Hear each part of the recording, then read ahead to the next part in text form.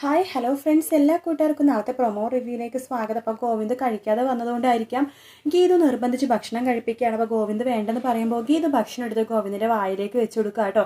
ആ സമയത്ത് തന്നെ ഒന്ന് മുട്ട പോലും ചെയ്യാണ്ട് കിഷോർ അകത്തേക്ക് കയറി വരുവാണ്. ഗീതു എല്ലാ ദേഷ്യവും കിഷോറിനോട് തീർക്കുക കേട്ടോ.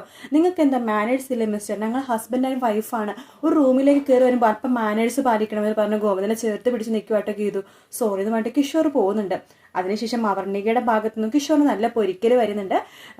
നീ എൻ്റെ നമ്പർ 1 ചോയ്സ് ആയിക്കോ ചേട്ടാ, നിന്നെ ഞാൻ ഹസ്ബൻഡ് ആക്കിയത്, പക്ഷെ നീ ലാസ്റ്റ് ഇത് നമ്പർ 1 ആയിപ്പോയി എന്നൊക്കെ പറയുമ്പോൾ കിഷോറിന് പിന്നെയും തിരിച്ചടികൾ കിട്ടിക്കൊണ്ടിരിക്കുകയാണ്.